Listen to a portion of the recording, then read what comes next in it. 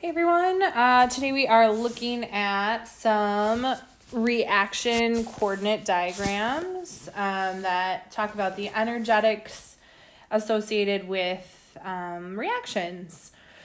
So for each of these, the reactants and products are labeled, and then the arrows the arrows in each drawing represent the activation energy.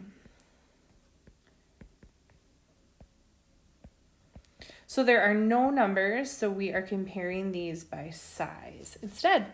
So first off, which reactions are endothermic? So endothermic means that our overall change in energy is going to be positive.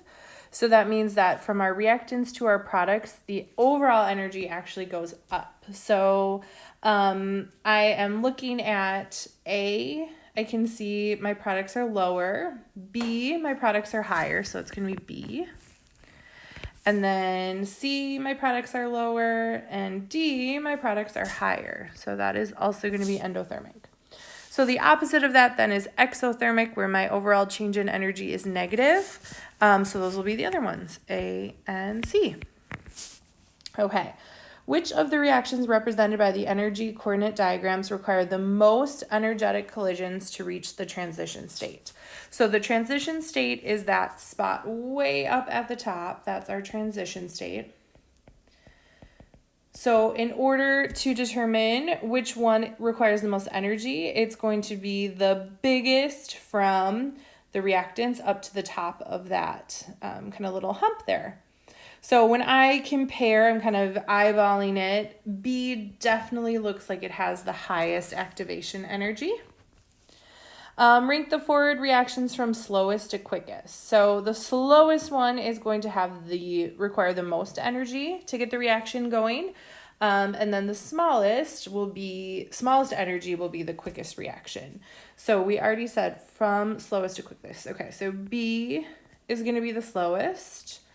And then it looks like, if we're comparing here, A is next, then D, those are pretty close, and C is obviously the smallest.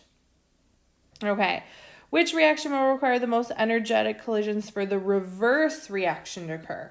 So I'm going to use a different color to look at the reverse reaction. So now we're looking at from our products up to the top there. So from our products up to the top, products to the top, and products to the top. So we can see that in our exothermic reactions, the reverse activation energy is greater, because if we remember from a previous chapter, exothermic reactions are favorable. So if we want to try and undo an exothermic reaction, it's going to take a lot of energy.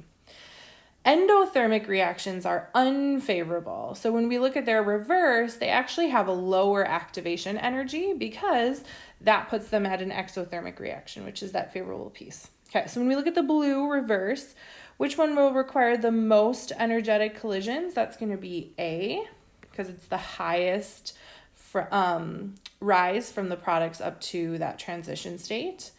And then rank the reverse reactions from slowest to quickest. So slowest will be the most energy, that's A. And then I would say this is close between B and C. So maybe B and then C. And then D is going to be the quickest, because that's definitely the smallest activation energy in blue.